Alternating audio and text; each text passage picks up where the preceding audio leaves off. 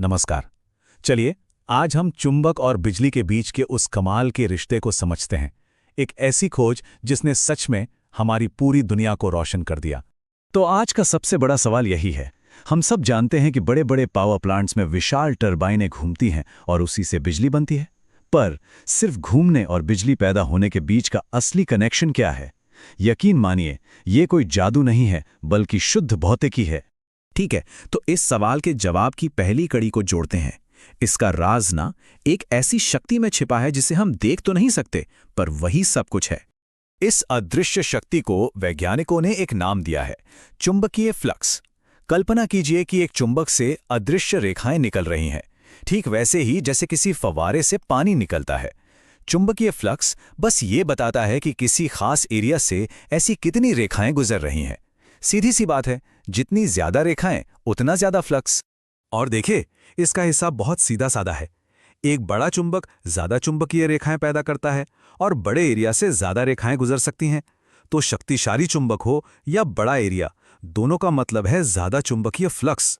तो चुंबकीय फ्लक्स का ये कॉन्सेप्ट तो था, पर सालों तक ये बस एक थियोरी थी। किसी को पता ही नहीं था कि इसका करना क्या है। फिर एंट्री हुई माइकल फैराडे की, और उन्होंने इस अदृश्य शक्ति को काम पर लगाने का रास्ता ढूंढ निकाला। फैराडे के एक्सपेरिमेंट्स आप मानेंगे नहीं, जितने कमाल के थे उतने ही सिंपल भी। उन्होंने देखा जब चुंबक और तार की कुंडली दोनों रुके हुए थे तो कुछ नहीं हुआ, कुछ भी नहीं। लेकिन जैसे ही उन्होंने चुंबक को हिलाया, गैल्वेनोमीटर की सुई हिल गई, करंट पैदा हो गया था।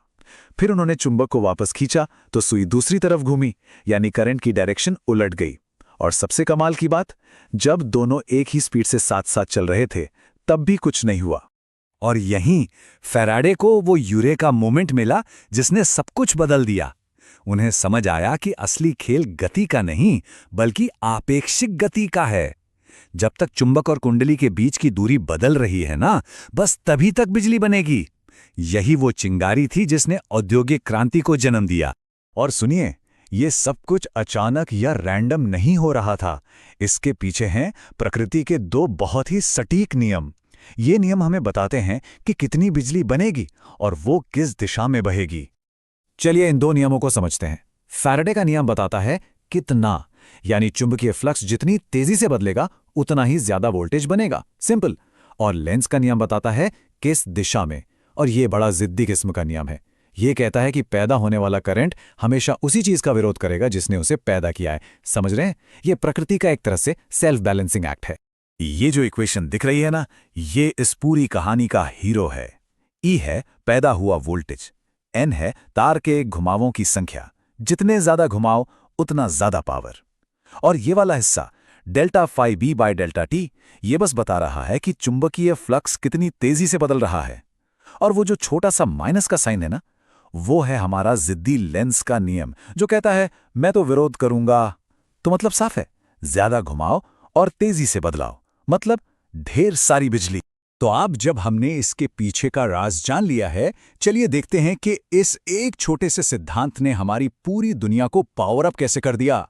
फैराडे की खोज का सबसे बड़ा नतीजा एसी जनरेटर, एक ऐसी शानदार मशीन जो घूमने की ताकत को, यानी यांत्रिक ऊर्जा को, सीधे उस बिजली में बदल देती है जो आज हमारे घरों को, शहरों को, सब कुछ चला रही है। तो आइए देखते हैं कि ये काम कैसे करता है। सबसे पहले दो मजबूत चुंबक हैं जो एक पावरफुल मैग्नेटिक फील्ड बनाते हैं। इनके बीच में एक तांबे की कॉइल, जिसे हम आर्मेचर कहते हैं, तेजी से घूमती है।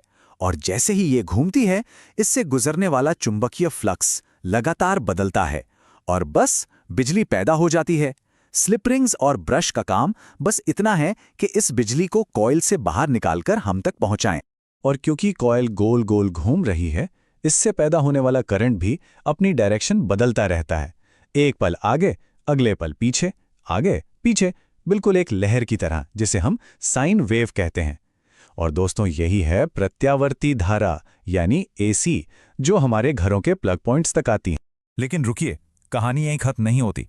ये प्रेरण का सिद्धांत सिर्फ बड़े बड़े जनरेटरों तक ही सीमित नहीं है, बल्कि हमारे आसपास की कई छोटी छोटी चीजों में भी बड़े ही स्मार्ट तरीकों से इस्तेमाल हो रहा है। प्रेरण के दो और मजेदार रूप हैं। पहला है स्वप्रेरण। इसमें क्या होता है कि जब एक कॉइल में करंट बदलता है तो वो खुद ही अपने इस बदलाव का विरोध करती है, जैसे कोई अपनी ही रफ्तार पर ब्रेक लगा रहा हो। फिर आता है अन्योन्य प्रेरण। ये तो बिल्कुल वायरलेस चार्जिंग जैसा है। एक कॉइल में बदलता हुआ करंट बिना छुए ही पास रखी दूसरी कॉइल में करंट पैदा कर देता है। हमारे पावर ग्रिड के सारे ट्रांसफार्मर इसी कमाल के सिद्धांत पे काम करते हैं। और अब आती है एक और बहुत ही दिलचस्प चीज, भंवर धाराएं या एडी करंट्स। जरा सोचिए, अगर आप तार की कुंडली की जगह धातु का एक सॉलिड टुकड़ा बदलते हुए मैग्नेटिक फील्ड में रख दें तो क्या होगा? उस धातु के अंदर ही ना बिजली के छोटे छोटे भंवर बनने लगते हैं, बिल्कुल पानी में बनने वाले भंवरों की तरह। और ये भंवर धाराएं, ये सिर्फ कोई साइड इफेक्ट नहीं है, हम इनका बहुत चालाकी से इस्तेमाल करते हैं। प्रेरण भट्टियों में इन्हीं की गर्मी से लोहा पिघलाया जाता है। हाई स्पीड ट्रेनों में मैग्नेटिक ब्रेक्स के लिए इनका इस्तेमाल होता है। और हाँ, जो पुराने जमाने के बिजली के मीटर होते थे ना, उनकी डिस्क भी इन्हीं की वजह से घूमती थी। तो आखिर में यह सोचना तो बनता है, एक साधारण सा सिद्धांत जो लगभग 200 साल पहले खोजा गया था, आज हमारी पूरी दुनिया को पावर दे रहा है। ये हमें इस सोच में डाल देता है कि प्रकृति में अभी और कितने ऐसे ही बुनियादी राज छिपे हैं जो बस इस इंतजार में हैं कि कोई उन्हें ढूंढ